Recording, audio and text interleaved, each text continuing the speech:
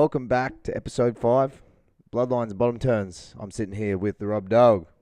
Joshy, How are you, Dad? I'm well. How are you? Considering this is our second take of today's episode, I'm all right.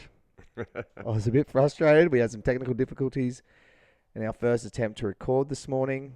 We'd spoken for an hour. We divulged everything we're going to share in this episode, all for me to go back and look through and realise that our audio hadn't recorded through the interface, so it sounded horrible. So here we are again, take 2 of episode 5. Let's hope the old boy's as sharp as he was in the first take, because I'm feeling a little tired now. It takes a lot out of you, doesn't it? Surprisingly, yeah, you got to think. Well, how do you think I feel after I sit down and edit this thing for a whole day? Well, don't worry. Executive producer Carlene's coming and dropping in some coffees. Legend, thank you, Ma. All right, so let's just give an overview for the listeners. And before I do that, actually, guys, if you haven't already, like and subscribe. We want to hear from you. We want to build a community. We love talking about professional surfing and surfing in general. But obviously, we want to hear from you guys, and we want you guys to pick our brains on what you want to hear from stories past and present. So today we're going to be discussing Rio Pro that's just kicked off. They've just run day 1. We're going to be discussing how or why is the WSL losing core surf fans, which I feel like is a really present topic, the way the current state of professional surfing is. We're going to be discussing the Challenger Series, and then we're also going to be talking about what you wanted to discuss, which was, the events and why they seem to run it, or why the WSL keeps these events in play when you'd otherwise think the waves are horrible and they should just get somewhere else. Yeah, exactly. And, the reason WSL has to have these events in certain places, because without that and without the fans that aren't core surfers, the WSL wouldn't exist. So let's kick things off with starting on that topic of events, Robert. You've written down your list, and let's discuss why it's important for the WSL to have events like Rio, to have events like Margaret's in the calendar for them in regards to a business standpoint for the WSL. Okay, so let's touch on one thing. A lot of these places that events are held, we would all be stoked to go surfing in those ways when they do hold the event, if it was our home break. But they're held in these places solely because they can draw a crowd, and they can draw a crowd of non-core surfers. And like every sporting event, whether it be NRL, AFL, NFL, baseball, they have to draw crowds because it is a business, and sponsors won't sponsor these events without people there to watch them. Yeah, 100%. Okay, and a lot of these sponsors, you've got to remember, they are not core surfing brands. They are people like government, should I say, government parts of tourism parts of government. They are people like Banco Brazil. They are Corona. They are, here we go, GWM in Australia, a car company. From China. From China, but it's in this country, and they're trying to build their brand in this country. Now, if they're just touching on surfers, they are not getting to as many people as they need to get to if they're going to put out all this money to sponsor an event, which is marketing. Yep. And I feel like I speak on behalf of all surfers. We're stingy pricks. Surfers want everything for nothing. We do. Every single person that goes in and buys a new surfboard wants a discount. Always. I'm in the market for a new surfboard as we speak, and I'm looking to find who's going to give me the best deal. Yet at the same time, right now I'm paying more for a surfboard than I ever have, but I'm paying for what I want in a surfboard. I think that's different, though. You're getting hand-shaped, custom-made boards off Rodney Dahlberg, who is, to this day, one of the most well-known names for core surf fans, because Rodney has shaped for some of the best surfers in the world, like yourself, that, appreciate the craftsmanship that go into his boards. You're not just going down to Sideways or Surfboard Warehouse and picking up something that's come out of Taiwan or Thailand. you're going down to the shaper and you're getting it from the horse's mouth. Yeah, also I'm fortunate enough to have enough experience to be able to talk to the guy that's shaping my surfboard and talk in detail about what I feel and what I think I want, and then they break it down into what they think. And it's like that, I know what I want and what I want to feel, and they can actually think about that and put it into terms as far as the way they shape the board. Yeah. But going back to the events, I can't remember how we just got onto that topic of surfboards just then. But, you know, talking about companies sponsoring these events, we're discussing about how a lot of the events are starting to see a massive growth in crowd numbers. You know, we've got Brazil on TV right now. Like, look how many people are standing there on the beach. Like, there's a couple thousand right there in picture. It's day one, and that's just in one camera. That's in one section on the beach. You can see probably... there's at least 1,500 there. Yeah, I was going to say nearly 2,000 people there. So you'd say that right now on day one in Brazil, there's about 3,000 to 5,000 people on the beach. And so that's where all the marketing comes into play. It's brand awareness of having the sponsors' names up everywhere. It's having all the trucks and merch carts and stuff there for people to go and experience what the brand has to offer and what they're trying to do.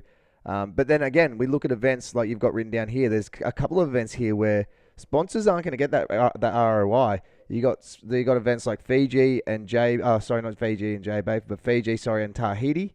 Yes. Where, you know, Tahiti, look, as hard as it is to get out there and spectate it live, they do, I feel, put enough into it where, you know, they've got all the boats in the channel looking at it, but which would make it another whole atmosphere in and of itself. Oh, 100%. You know, but that's like, you're only getting a fraction of the supporters that could be down the beach cheering and spectating. Correct, and that's why there are only a couple of events around the world that are like that, and it's because they are at the primo surfing locations where you can't actually have thousands of people out in the channel watching it, but it's broadcast around the world, and let me tell you, that's where they make up the numbers. They can't be out in the water in the channel watching, but we can all watch it on our TV screen. And then, like we're talking about in our first take of this episode, like one thing I've been looking up, how much money WSL has been making as a profit since the pandemic. And when Eric Logan was in, obviously he had to deal with the ramification, which was the spicy cough. And, you know, since post-pandemic, there's been figures getting thrown out anywhere between 10 million a year to 50 million a year in profit revenue for WSL. We discussed, and I would love to hear your guys' thoughts on this.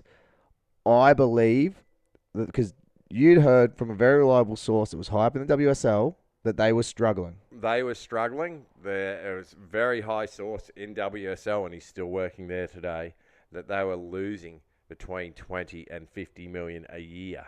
And they were very fortunate that there was a multi-billionaire entrepreneur that loves the sport, and he or she was throwing money in to keep surfing alive. And like it's interesting because I personally believe, and this is where I want to hear your guys' thoughts, the WSL would have taken a financial hit when they decided to change the complete format to the final five into the mid-year cut. That's where they lost a lot of core fans. And I'm really my head's gonna be on the chopping block for this one. But I feel like they would have also started to find a little bit of struggle financially when they bumped the women's prize purses up to match the men's, considering how much viewership there was in comparison. Now, before you come and throw me into the witch trials, I just want to say that I think women's surfing is going through a full renaissance, and it's to the point where I do feel the pay is exactly where it should be, was equal. I'm loving the fact they're going to be bringing more women on tour to justify this. But back then when they first decided to do it, they were already running at a loss. They just changed the whole format. They'd blown the tour schedule up to make it not so much of a dream tour anymore. So that's why I can understand why they were taking big hits. So before anyone goes to ridicule me on that, I'm a massive supporter of women's sports. I love seeing women's sports succeed. And I was at the netball on the weekend. Women compete against women. Yep. Not not transsexuals. Not transsexuals, men competing against women. I do find that, again, I believe that there should be just as many women as men to be able to get the same pay. I also believe that the women should be thrown out there in just as heavier waves as what the men are if they're going to get equal pay. Look, I don't think that's too much to ask if anyone goes, but they're just, there's so many conversations that can come up from this, and I'm nervous but then excited also to open up this can of worms with the community because, again, anyone who knows me will know I'm a massive supporter of women's sports. And you know what? I know. You do. You go to Lightning netball games and you know what? Some of the women's NRL is great, but it's also there's a female athlete and she's the highest paid MMA mixed martial art, isn't it? Or cage fighting. Ronda Rousey was. And she was. And she was getting paid more than what the men were getting paid. But you know why she was getting paid that much money? And that is because she had more people watching her fights than what the men did. Now, bring it on.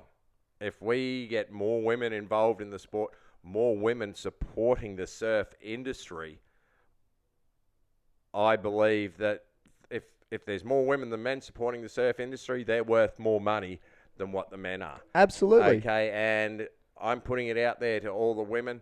Get women involved in this sport. The more that women involved in this sport, the better our sport's going to be. Get more women watching the events. Get more women buying more surf clothing, more surfboards. Then I believe equality isn't based on, just we want as much as what that guy gets. No, you get paid the same for doing the same job, getting the same amount of people wanting your work. Yep. And I feel like that's an argument that in regards to surfing where a lot of, because like we have this discussion with so many people about the women getting paid equally in surfing, and the reality of it, there's half of the amount of them on tour right now than what there is the men's. Correct.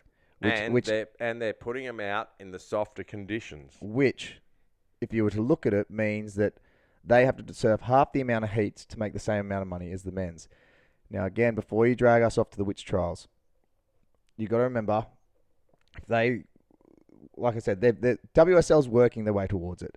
They've got so many initiatives to try to get women involved in surfing. I'm going to call out women. Let's go. I'm going to call you all out because I was at the netball on Saturday at a Lightning game. I love the netball. I love supporting the women. I was at the under-19 State of Origin watching the women play the other night. There aren't enough women actively supporting these girls. At the netball, the only people cheering were the men, were the dads and the husbands and the boyfriends. The only time they're supporting it is when they hear comments like we're making, going, oh, they deserve just as much. No. Listen, once you guys are there at the games, at the events, buying the merch, bringing their numbers up, then they deserve it. Well, that's like what Ronda Rousey says in one of the interviews they did where they asked her about this whole topic. And like you said, she turned around and said, no, you only get paid big bucks if you bring the money in to the business. It's a business.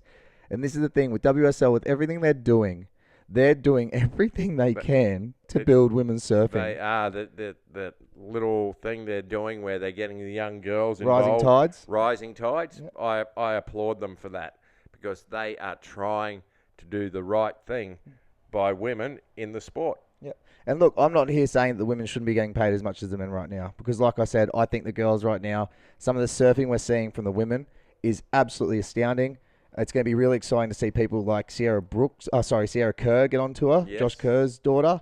There's so many gun-hot young women surfers coming through the ranks that, again, ladies, start supporting the sports. You all ogle over these professional athletes that are like footy players and stuff, but then you complain when, men turn around and say there needs to be more support of women's sports. So I can't believe we didn't talk about this in that first take, so I'm really I'm going to get into it a little bit deeper and I'm sorry, and some women are going to have a go at me for even speaking the way I already have.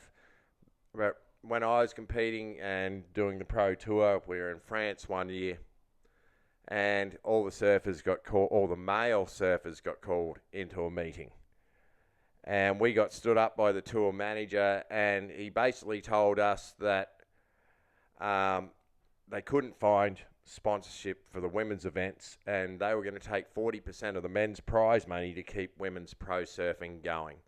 Now, men's pro surfing took a big hit that day. This is back in the 90s. And it irked me for a long time. But I am seeing WSL do the very best they can right now to try and adjust that. But there's a lot of men out there my age and a bit younger that were doing the tour that are still a little bit dirty about what happened. Yeah, and look, don't get me wrong. There's definitely a great, well, when I say great, that's not the right terminology. There's still a big percentage of men. They're probably going to listen to this and be like, these guys are idiots. Yeah. You know, because we're turning around saying, no, the women should be getting paid the same amount now because it's growing, you know. Well, at the same time, you're saying that. I don't think it's warranted just yet. I think they're working towards it being deserved. But right now, it's still not quite there yet. But this is the thing. What I'm saying is because the WSL has made this commitment to pay the women the same as the men, it's now putting the onus on the WSL as an organisation to then give women's surfing the best opportunity it can to grow to the status where it competes with the men in regards to viewership numbers. 100%. And, you know, particularly after the surf industry taking a big hit, you know, so many years ago with sponsorship money. I mean, the sponsorship money has dropped dramatically. Yep. Okay, so now they do have to rely a lot on prize money. Yep. So, you know, if the women are going to have to compete in as many events as what the men have, yeah, they're going to need all that money to do it. Absolutely. Absolutely. It's an interesting one because, like, a lot of people that don't know anything, well, other than, like, you know, how much they make in comps, like Dad's saying, the amount of money that there are in actual sponsorship contracts for professional surfers, it's maybe the top 2%, if I'm being generous, are getting actual good money to surf. On the CT or overall in pro Just surfing? overall in pro surfing. Like, there's not a great deal of money there for contracts. Well, no, there's not. You know, most of you people out there think the guys on the Challenger Series are making a lot of money out of pro surfing. Well, they're not. They're actually, their communities are raising money for them. Yep. They're working jobs, whether it be when they're home being, you know, driving around delivering stuff or Jacko whatever. Baker. Yep, they're doing whatever they can to keep their dream alive. Because just to do the Challenger Series has to cost at least $70,000 per year. Minimum. Now, to win $70,000 per year on the Challenger Series, that means you're winning, 7 events? Well, I don't know what the prize money is for first. It's still only around $10,000. Sure, it'd have to be more. Maybe up to 20, but how many people win more than 1 or 2 events? Well, this is the thing with the Challenger, because it's so deep, the field's so competitive, that, like I was speaking to Cam McCulloch, Sophie McCulloch's dad this morning, he said, you know, she just needs to win 1, you know, to get the points. But then what only comes with that is, like, this is the thing, when it comes to the Challenger Series is, because there's so many, that 1 win can then set up your whole campaign, because there's going to be others that are going to be possibly winning a lot of the others. If you win 1, you still need to be making minimum of quarterfinals consistently. That's what we worked out, hey, when we were looking at it the other day. Yeah. You need to, like, if you win 1, you get your 10,000 points, but then you're going to have to at least make, you know, you want to be making round of 16 minimum, round before quarters. Yeah, and if you won 1 and only made the round of 16 in the rest of them, you still wouldn't make it. Yeah, you'd be on the cusp. You'd be on the cusp. So it's a lot tougher out there than people think. And so a lot of this money and a lot of the business side of things, we sometimes overlook. But the thing is, that's also why, going back to what we're saying about, you know, WSL losing core fans, this is why they're having to go to brands like GWM and brands like Vivo in Brazil or Bonsoi, for example. Like, they need money. And if you go and look at all the reports that Stab's done and heaps of other places, a lot of the core surf brands like your Billabongs, Rip Curl, Quicksilvers, Volcom, they're selling off a lot of assets. They're dropping a lot of surfers. They're trying to recoup money. Billabong's in Maya now. Like, there's been a massive shift in the like corporate world of surfing. I remember I spoke to Rob Bain. Oh, when did I speak to Bainey? I spoke to Bainey earlier this year. Yeah. Remember when I told? That's right. Because one of my dreams is to be a team manager. I would love to manage a surf brand team to make sure that the surfers are actually doing their job. But one thing when I spoke to Bainey and talked to him about it, he said, Josh, I've worked in the industry for 20 years. And he goes, I've seen the surf industry, like surf brand industry, change more in the last 6 months than I have in the last 2 decades. And he says that says something about the state of surf brands. Yeah, and not a change making it easier, an actual change where no matter what job you're in right now, the task that you had 5 years ago has turned into you're doing some other managerial role as well. Well, that's what Bainey said to me. So Bainey, he's pretty high up in O'Neill, and he said, my job description is this one thing. I think it was a chief of marketing or head of marketing. Yeah. But now he's like, he said he's having to wear 3 or 4 different like job hats now. Correct. To pick up the slack for the amount that they've had to lay off over the years. Correct. You'll find that he's probably head of marketing and team manager. Well, I feel like he's been doing that for a while, though, because I remember when I was young, he was doing team managing role back then, basically. Remember when he picked up Zach and stuff and the boys. So it just goes to show, like, yes, okay, they're professional athletes. Yes, we have a internationally recognized business that is creating this entertainment for us. But the amount of money that goes into these events and then what they're paying the surfers, you need to be aware that there's a reason why they're having to bring in all these other sponsors that have nothing to do with surfing, because there just isn't any money in surfing anymore. I remember seeing, I don't know whether it happened or not, the Volcom House on the North Shore went up for sale. Yeah. Which is one of the most iconic surf spots, or the thing when people think of Pipeline, think of the Volcom House. Everyone talks about the stories of the Volcom House. But like, what is that sold now? Like, there's so many things they're having to part ways with to try recoup money because no one's buying surf clothing anymore. There we go, and I was about to touch on that. The problem is that we've all, what we don't understand is their marketing costs them a fortune. Okay, so you're finding that crew that are getting a little bit more money now are the guys that are actually running their pro surfing career as a business, and they're selling themselves. Okay, so not only do you have to work out what contest to go to, how much it's going to cost you to get there, how much can you win, can you break even, but you've got to go, well, if somebody's got to pay me money, I've got to be selling their product. Mm-hmm. Just surfing really well isn't enough anymore. Now, and you have a look at, Sally Fitzgibbons, prime example. If I was going to sponsor anyone, if I had a lot of money, I would sponsor that girl because she is so professional. She is always smiling. She is always out there saying hello to the kids and sharing her life with the children out there that are fans. Mm. Now, we're not rock stars anymore, guys.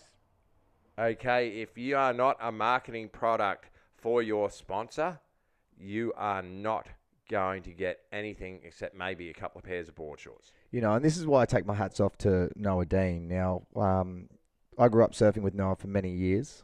We'd stay at their house all the time, and to watch his growth as a professional surfer was really interesting because obviously when we were hanging out, he was 3 times Queensland champion.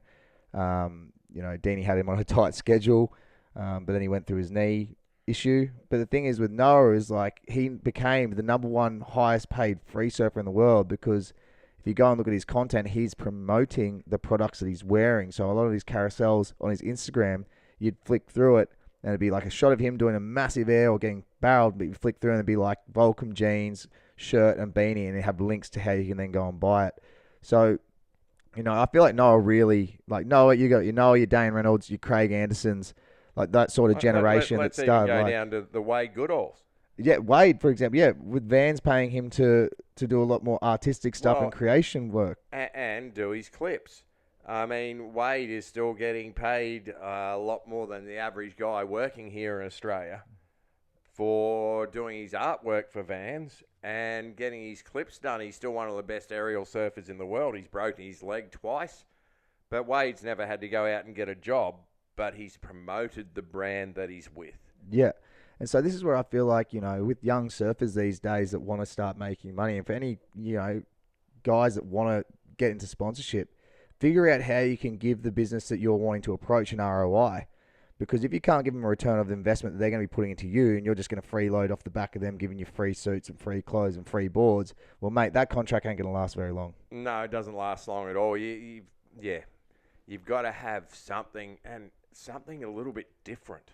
Like say, let's talk about women's surfing with getting paid. Alana Blanchard, for example. Lana was never the best women's surfer in the world. She surfed good. She surfed really good, but what sold her was her bum. I'm going to say it. Well, Sterling Spencer was the one that called out at the start, but the thing was, Alana was highly attractive. She was highly marketable, and she was one of the highest paid women's surfers in the world because she had that look about her. But you've got to remember why. It's because that's when Rip Curl first got into making bikinis. Okay, and they had to have an attractive girl with a decent figure to sell those bikinis. And then you get a gorgeous Hawaiian woman who surfs really well to market the product, and bang, she blew up. Everyone knew who Alana Blanchard was. Yeah. So this is the thing. If you want to be a professional surfer, you want to make money off surfing, you've got to figure out a way that you can then give a return of investment back to that company that's going to be investing their time and resources into you. Unless you're an absolute freak and you are basically touted as a world champion from the beginning. Or like a John, like a Prodigy, like a John, like a Kelly Slater. I got told when Kelly was about 13 or 14 that he was going to be a world champion without a doubt. Yeah. And so there's all these things that you got to take into consideration. And this is where I feel like, you look at a lot of young surfers up and coming these days. They all look identical. They all surf so similar. It's like, where's that point of difference? I think that's what set Noz apart from a lot. Noah's style was so unique, and his airs were so big and insane because he didn't really care much for his body preservation whatsoever, that it set him apart. Whereas you look at a lot of young kids these days, there's a lot of young kids I see on the Australian legs that surf identical to Jolly Vaughan. They look identical to Joel Vaughan. Yeah, and you know what's really funny is the look. Okay, so when I first started competing, it was the clean-cut, boy next door image, Tom Curran, and then it became the bad boy image. The MCD crew. The tats and this, and I couldn't do it. I was going to stay that boy next door forever because that's just who I was. Come from a born-again Christian family, and I wasn't going down the other track. But that actually played against me. Okay, but you don't want to look like everyone else because that bad boy image wore off quick as well. You've got to be one of the first ones to do it. Mikey Wright's making a good living out of surfing too, and look at him with his dirty mullet. Okay, but it's something different. It's out of the box. Unfortunately, right now, there's all these parents with their kids out there competing, and they look like little girls with their long blonde hair, and they're 12, 13-year-old boys, and it's like, you all look the same. You surf the same and all look the same. Need a point of difference. You need to be authentic to you. And, I feel like we just live in a world now, though, where we always do, or young kids do, compare themselves to certain people that they see online. They want to be like them rather than trying to figure out who they are and expressing who they are through their sport or through their hobbies and interests. So, yeah, that's a really interesting topic, that whole thing, like going back to the whole business around surfing. And, I hope we get to interview some of the guys from, Martin from Rip Curl, or, talk to Bugs about how all the business side of it works in the back end so that you guys can hear it directly from the people that have had to live it for a career. And let me tell you, Bugs is a very smart man. Yeah. I mean, Bugs has just been involved with surfing, but he's done things on the back end in business as well. And that's another thing, we did talk about in the last episode, and I feel like we're not even going to touch on some of the topics we were discussing earlier, but, talking about business and investing money as surfers is you got to remember as well, because there's not a great deal of money after sport, what are you going to do with it? What are you going to do with your life after you finish? Look at people like Fanning, Bede, Josh Kerr, Parko. All these guys have gone and found avenues in order to invest their money so that when they've finished up with their career in sport, they've got an income from something else. The amount of money they made off Bolter when they created Bolter beers is insane. I think they learnt from my era where a lot of us thought we were rock stars because we were getting paid to surf. And I know a couple of guys that have passed now, had nothing. I know a couple that one came second in the world. He's a lifeguard. Hasn't got much. I know one that won bells at a super young age, got nothing. we live like rock stars. Well, the thing is, I think that's what educated the Parkos, the Mick Fannings and such like that. You get all this money now, you can't just go and spend it all. You've got to know there's ups and downs, and that one day this will finish. And when it finishes, if you haven't got something put away and you've invested it in something else, well, you're starting all again at a later age. Yeah, for sure. Yeah, look, at the end of the day, like with all this, guys, I do see a massive change. Actually, this is one thing I wanted to touch on. You know, we're saying no one's buying surf clothing anymore. You know, surf clothing sort of went through that phase where it was like all the ugly, big, you know, I don't know, Prints. just really ugly prints or crappy patterns on their t-shirts. Like, Yeah, I still wear them. yeah, it's because Rip Curl gives them to you for free. But you know what? Like, we've got we've got someone that we grew up watching, you know, surfing with. He's a Sunny Coast boy, Jake Fizzo. He ended up doing a lot of the design work with Billabong over the last couple of seasons. I don't know if Fizzo is still working with Billabong at the moment. Really? But he's the one that designed a lot of Ockies ranges. Wow. And stuff like that. And so we're starting to see a revamp of core surf designs. Rusty's putting out a lot of cool merch at the moment that is a lot more core, like what they originally started doing. Yeah. Rip Curl started doing a bit more core stuff. Billabong's been doing it for the last couple of seasons, thanks to Fizzo. So we're starting to see that re-emergence of core surf designs with their clothing, which is probably what we want, because it got to the point where I was like, I don't want to wear that. Yeah, but what you got to remember is when it's all fresh and new, it's cool, and everything gets old. But this is the thing, it's going full circle. It is going full circle. Everything gets old. I mean, look at the stuff from the 70s. People are buying retro furniture and that now that's old. It is, and it's good to see Billabong, you know, actually bringing out some of their old logos. And Absolutely. Rip Curl bringing out some of their old retro logos. It does go full circle. And I think the thing is people are struggling now with the cost of living, and they'd rather go and buy a $10 t-shirt from Lowe's or than go and buy a Rip Curl or Billabong shirt that costs them $45 or $60. Me $12 hoodie from Kmart. Yeah, exactly. You know, what you've got to remember is that, yeah, the cost of living is out of control right now, right around the world. Yeah. And it is crushing the industry as far as the surfing industry goes. The cost of surfboards has gone up in this country. I know it's gone up in the States as well. But what I must remind you of is 35 years ago, I was traveling to Japan quite a bit because I had Japanese sponsors. And back then, they were paying $1,000 US per surfboard in Japan. How long ago? 35 years ago. What? They were already, because they were paying what the industry thought they should be paying.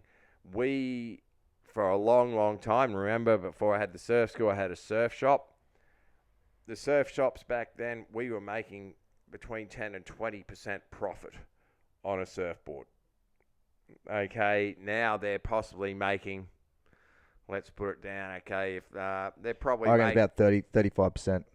Yeah, up to 40%. Yeah. Okay, now in Japan, they were making 100% on a surfboard. Back then, the wetsuits back then for $400 to $600 US in Japan. Admittedly, the quality of suit in Japan is out of control. The rubber is totally different everywhere else around the world.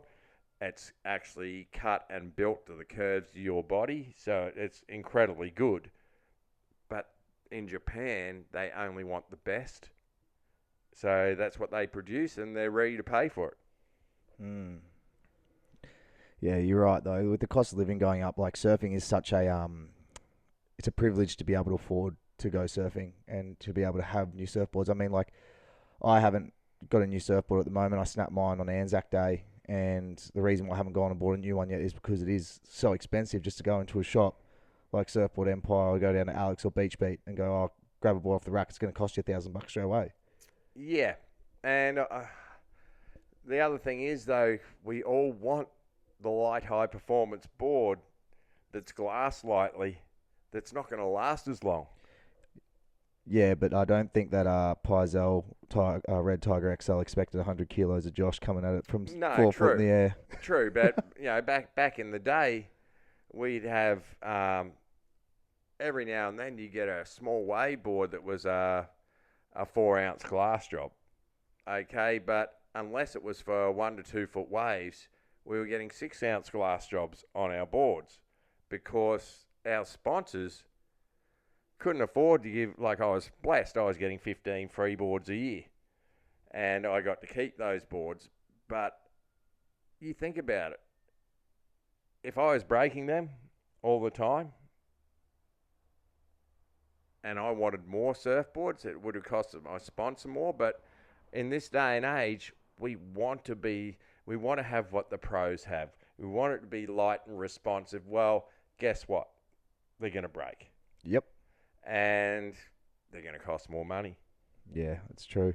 And I guess the more the pros are promoting it, like what WSL do with like their shaper ratings and talking about what the pros are, it just drives the demand for those shapers boards up, which then causes the price to them rise. Well, here's another thing. You've got to remember, those shapers, those board makers, they don't make a great deal of money.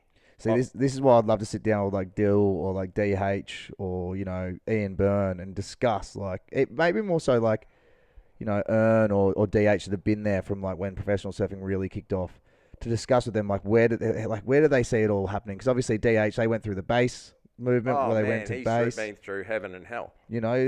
So they've seen the highs and lows of the whole surfboard industry. They've gone from maybe having themselves and one offsider that does the glassing or sanding to now having a factory shed with multiple staff pumping out multiple hundreds of boards a week. Simon Anderson. I mean, how many legend surfboard makers do you know are wealthy? None. The only one I know of is Hayden from Hayden Shapes. There you go. But what the difference with Hayden was he went a bit outside of the box. He had a different approach, model. different business model. He decided to experiment with different materials. That's when he started to see a lot more carbon fiber coming into surfboard construction. He's done a lot of collabs with Audi, so he's gone and branched out to other prestigious brands to then collab with him. And so that's where I think, I only know where Hayden's. I've never met Hayden, but Jeremy used to work for Hayden many years ago when he moved to Sydney. So Jeremy would always tell me about all these things that he was going to because of Hayden Shapes. And so that's probably the only one I know that's genuinely making good money. I don't know whether he still is now, because obviously Jeremy hasn't worked for him for a long time. But yeah, the whole surf industry, it's a tough one. Like to have a business in the surf industry would be an absolute nightmare. Absolute nightmare. And hey, let me tell you, those guys out there at the top of the game, do you know how much money the big time pros cost them to sponsor them? How many boards they are getting a year for free? Yeah, that'd be a lot. I remember Rodney saying one year that he gave Occy about 120 boards in that year. And basically Rodney didn't know, well, I don't think Ock knew where about 90 of them I don't even know, like, that would be a lot to take on, seeing 120 boards come through your shed, your garage. You'd be like, but I guess, like, when you're dealing with them, there'd be multiple duplicates that would be slightly different bottom curve or slightly different compound. You got to remember that the quivers for Hawaii, see, right now, what's happening is the pros are looking at their boards and going, that one's special. I'm going to keep that. So we've talked about, this has turned into a I guess you could say like a business TED talk regarding professional surfing. We're talking about the figures that I've seen with WSL making in profit lately, which is all speculative, guys. You got to remember it's a privately owned company, so the correct figures aren't actually out there. We've spoken about the money being pumped into women's surfing and the astounding growth we're seeing there. But, Dad, with everything we've spoken about here, like what do you think needs to happen? Is it just because of what's going on with the current economic climate of the world that's causing such a squeeze on the market? Or is there anything you feel surf brands should be doing to try bring more people back in? If you were the CEO of Rip Curl or Billabong or Quick, what would you be looking to implement? That's a real hard one. Especially when you don't have no financial education in regards to No, you haven't gone to Harvard University for finance. I have no idea. Everybody whinges because they know that all these companies are building their their clothes overseas in, where it costs them next to nothing to get. And so everybody prefers to go to Target or Lowe's and buy something for $15, which is almost the same quality as what's going out for $60 to $80 if it's got a brand on it. They'll probably be coming out of very similar sheds on the same street. You wouldn't even know. Yeah, exactly. But you've got to remember that one brand is supporting surfing. It's a surf brand. It's sponsoring these pro surfers. It's sponsoring these pro events. The marketing that it's doing, whether it's online or whatever, it's just continual marketing. Well, it's interesting though, because like if you look at like Florence Marine, like John John's brand, it is expensive. Yes, it is so expensive, but the quality is astounding. Yeah, that's right. What they've done, I don't know where it's being made, but I don't doubt that it's still in one of the third world countries. But they've put an emphasis on quality, and it is expensive. Now, you've got to remember that Bob Hurley's in there with John. He's got involved in it after he sold out of Hurley. And I know he loves John. And the rag trade is what Bob knows. So he's basically gone in there and gone, we've got to look out of the box and do something a little bit different to what everybody else is doing. Now, the other thing about Florence Marine is it's not Florence Surf. It's Florence Marine. Okay, so at the moment, isn't John sailing around the world? Yep, pretty much. Okay, so it's focused on anything marine. Yeah, so he's not just pigeonholing himself into one demographic or one, market. He's doing it. He's diversifying. And I know he sponsors or brings on brand ambassadors that they may be into hiking or whatever.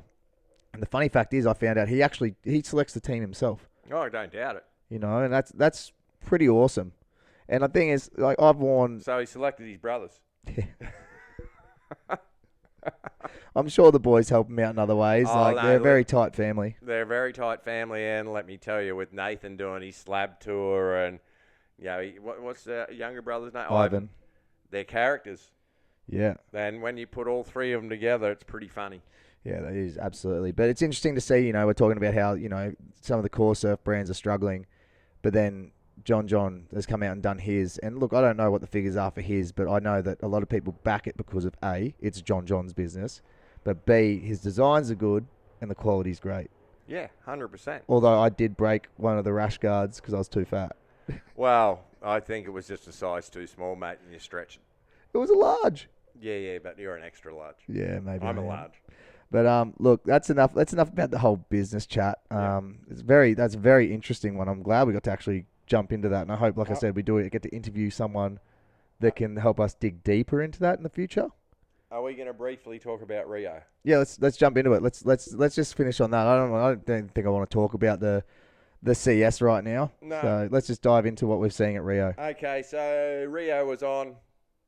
Well, it was on last night before we recorded this morning, and we saw the first round winners were Italo, Joel Vaughan, Crosby Colapinto, Cole Houshman, Al Cleland Jr., Miggy, my favourite Brazilian, Leo, and Felipe. Give me 1 second, Robert. Sorry. No. Turn it that way. There we go. Go again? That's way better. No. Just keep on. We're fine. All right. So, it was quite a few surprise they're not knocked out. They are into the elimination round. But the real surprising thing was that Italo won his heat without doing an air. Yeah, which is interesting because obviously in the last event at Trestles, we were seeing them rewarding those going to the air. Yeah. To the point where you even said, going back even after our last episode, you said that you thought Kanoa got hard done by. Yeah, after I watched it a second time. Yep. I thought Kanoa's surfing was really fast, really on rail. His projection through his turns was incredible. You also thought Ethan got hard done by too. You thought Yago almost got a little bloody... I did. Again, I'll say one thing about Trestles. it depends on what the judges had told them. If the judges were solely looking at progression, Well, then it makes sense. then it makes sense. But overall, as somebody who's old and loves style and loves rail, I thought, yeah, both Ethan and Kanoa got a little hard done by in that event. But yeah, interesting that I mean, we were looking at scores before when we did our first take, and we were going through. I mean, if you want to pull up those scores again on your phone, Dad, we can have a bit of discussion with the crew, because far out, guys, you go through that round one, and there's a lot of very, very low scoring heats. I don't think we saw a single excellent heat score, did we? No excellent heat score. So, Italo won with a total combined score of 12.43. Okay, and what you found was there was only one person really going to the air last night, and that was Joel Vaughan. And he won his heat. But I'll talk about Joel Vaughan's heat in a minute. The rest of the heats... Bring the mic closer to your mouth. The rest of the heats were won by guys that were finding big sections to hit. Okay, the most critical section, the biggest, chunkiest section, and hitting it cleanly and riding out of it nice and compressed and clean. And that's what Italo did. Okay, Joel Vaughan's heat was a little bit different. I mean, he absolutely annihilated Kanoa and Alejo. But Joel's first wave, which was his highest scoring wave, he caught within the first 30 seconds of the heat. And it was just the left that opened up, and he just got to go off the bottom, off the top, off the bottom, off the top 3 times, and came out at a 6.8. And then he basically caught nothing worth catching until the last 30 seconds. And he caught a right, and it was very similar to a wave at Trestles, where he did his first couple of turns weren't bad, and then his third turn was a little bit late, a little bit awkward, but it just set him up for the next section. As the backwash hit the wave, he launched into a perfect air-revved full rotation and landed it. So first 30 seconds, last 30 seconds, and Joel nailed it. One big air. It's interesting because, just to touch on that, anyone that's done a heat before will know, you really want to get your account started within the first 5 minutes of a heat. And especially if you can drop a score that's a keeper in that first exchange. That sets you up to build. There's an age-old saying. It's like you go build a house. You start with your foundation, which could be, even just an average score is like a foundation. You just don't want to be an up and down. Especially when you're dealing with priority. Well, yeah, but let's just say one thing. It all depends on whether the people that if you make a mistake at the very beginning, and we've heard it say from some of the pros, I made this mistake, but then it put me in rhythm for the rest of the heat. But in general, the first exchange is super important. You want to know that you're in the heat after the first exchange generally. Yeah, absolutely. Now, Dad, just a reminder, you want to be talking into where that logo is on the side, not on the edge of it. Oh my gosh, you need glasses maybe? See that? Oh, that one. Yeah, so you speak there. Okay. That's way better. All right. So Cole Hausman, he beat Geordie and Gabriel Klauschner, and Cole surfed again. A big, powerful heat, hitting big sections.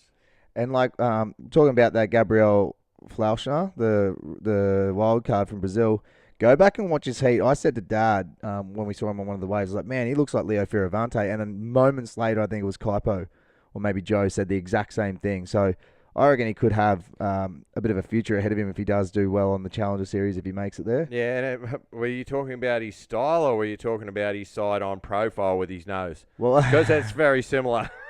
I mean, I didn't really pay attention to that, but I was more looking at his style off the bottom. Okay, so in the heat following that, big hitter, Al Cleland Jr., he won that one again, finding big chunky sections. You didn't watch that heat though, did you? Oh, I watched the replay just before. Oh yeah, how'd Barron look? Because obviously he just come off his knee injury. Yeah. Listen, he looked pretty average. It's going to be I could only imagine being in the back of his head that he's nursing a knee injury. Well, what you got to remember, it's his back knee too. And how much power Rio has. Like, you'll hear the commentators share that, it may not look that strong, but that wave is just full of power. And so to have to put pressure into your back knee when you're going into a turn, I can guarantee that's going to be playing in the back of his mind. Oh, and landing, guaranteed. If I was Barron, I'd be scared to be attacking big sections with that knee. But anyway, so that was that heat. Miggy, my favourite Brazilian, he beat Ethan and Marco Mignot. Again, another low-scoring heat. Ethan and Marco barely hit over. They didn't even get close to getting over a 9-point combined heat total. Was Ethan 8.93? 8.93. Oh, he's 8.93. Yeah. And Miggy with a 12-point total. Yeah, because it looked from this angle, it almost looks like an 8.53. So 8.93. Okay. The following heat, Leo beat Rio and Jack Robertson. Leo beat Rio. Leo beat Rio. I had to think about that. I was like, in Rio. Yeah. There you go. Leo beat Rio in Rio. Okay. Then there's somebody. Felipe beat Griff and Zhao. Okay, now Felipe did do a couple of airs. Yep. So it was Jolie Vaughan and Felipe were the only ones to pull airs out, and they won. They didn't get overscored for their airs. They were still only getting the sixes. Well, I swear I saw Yago try an air or do an air in his round. Again, I haven't watched. I haven't watched all the replays. It was nothing special. Well, I think that's what they said. It looked a bit. I think from memory, I only saw it in passing, but it looked a little bit flatter compared to the ones he was doing in trestles. So just looking at it, the highest scoring heats of the day, Joel Vaughan was the highest scoring heat. Leo with 13.84. So nearly, yes, now just you got below. A 717 and a 667. Interesting. I wonder how we're going to see the scale start to open up as we go through the elimination round, because it looks like the judges are being quite conservative still. I remember before when we were watching it, we saw a replay of one of Jack Robbo's waves, which was his highest score, or his second highest score. Yeah. And I thought it might have been a little bit low, considering the turns he did on his back end. I saw one where the tail fully drifted out, and then came up and did another really beautiful snap. But, yeah, it'll be really interesting. And then obviously with the women's sport, like with the women's event, a lot of Betty Lou's gone, Gabby Bryan's gone, Katie Simmers gone. Let me tell you, we just watched a replay of the wild card. Where is she from, John? How do you keep changing this mic around, mate? Where is she from? The wild card, Anna Rodriguez. I don't know. You've got it in front of you. It's a red and white flag. Give it here. Let's have a look here. Oh, my Lord, where is she from? I just saw the replay of the elimination round with her and Gabby. Wow, she's good. She's obviously off the South American tour, I'd say. But she is phenomenal. She was absolutely ripping. We're back. Sorry about that, guys. My camera ran dead when we were going through that. I can't remember exactly where we were. I think we're talking about where Ana Rodriguez is from. Yeah, and we still have no idea. It's a red and white flag. But it's got to be a South American country. Even within that short-lived break, we couldn't figure it out. I won't lie, Dad was the one trying to figure it out. So that's probably why we didn't. But she's absolutely ripping. So yeah, interesting to see. I feel like with the women's event after this Rio Pro, we're going to see the ratings tighten up. I wouldn't be surprised if we see Molly Picklum take the yellow jersey if she has a good, strong campaign here now that Gabriella's out. Yes, true. And Betty Lou's out. I think Molly's was in third. Tyler's still in. Tyler is still in. We're watching her catch a wave there. Nice layback on the end section. Did she finish it with another one? No. Oh, yeah, maybe. Just a nice little tag. But, yeah, we could see Pickles take the yellow jersey after this, which could be interesting. Will be interesting. And we'll have to wait and see what happens with Geordie, now that Geordie's in the elimination round too. Yeah, true. Well, everything comes down to the elimination round, doesn't it? Again, just looking at it, everything's about choosing big sections in Rio, and depends on what it gets like. I know over the years we've seen some big chunky tubes to get big scores. We've seen big airs get big scores, but those big airs have been on massive chunky sections. So, Rio, it's all about being big and chunky. Like me. But all right. Look, let's wrap this up here after the technical difficulties we've had. I don't want the other camera to die out while we're doing this. Really interesting conversation. You know, I feel like we're going to be burnt at the stake for a few of the comments we've made because people take things out of context. That's okay, and we're open to discussion. Absolutely. I mean, an opinion's just an opinion, and everybody's got one. Yep. So, you know, we have no problem to having a discussion with other people and listening to their thoughts because that's how things get solved. Absolutely. And, you know, I feel like with the context that we gave, you know, we shared where we stood on the whole topic. You know, we weren't pointing the finger saying things were, you know, wrong or what. But, you know, I still feel like there's going to be someone that we're going to piss off out there. And you know what? If that's the case, listen to the whole episode, get the whole context. Hey, you can't make everyone happy. Not at all. So, guys, we are going to be heading down to the Gold Coast in a couple of weeks' time to sit down with some very familiar faces from World Tour campaigns from the past. Very fortunate enough that Dave Davidson is allowing us to use his place to record these interviews. Yeah, and we'll get to interview him and his son Brandon, who just won the Queensland Under-14 Grom titles. He is a very mature young surfer for a 12-year-old. He's very quiet, very unassuming, very humble, and he rips. Yeah, so we're looking forward to that. Not to mention Davo is probably one of the funniest people I know. And most underrated surfer from the 90s. Oh, there we go. We've just found out executive producer Carly in the background.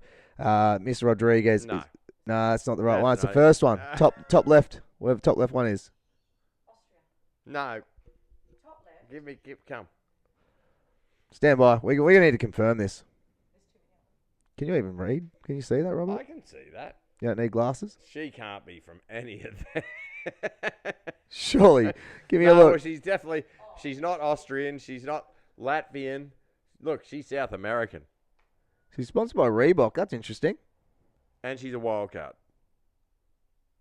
Why don't they put her next to her name just there? Give it here. She's got a flag. I know she's got a flag. Let me have a look. I said flag, by the way. Oh. Yeah, no, hers is vertical red and white. Peru. There you go. She's Peruvian. That makes a lot more sense. She's definitely not Austrian. She's definitely not Austrian. No, Monaco's in Europe. Peru's in South America. Monaco's famous for the F1. I don't know about surfing. This would be one of Magoo De La Rosa's young people. Oh, funny as.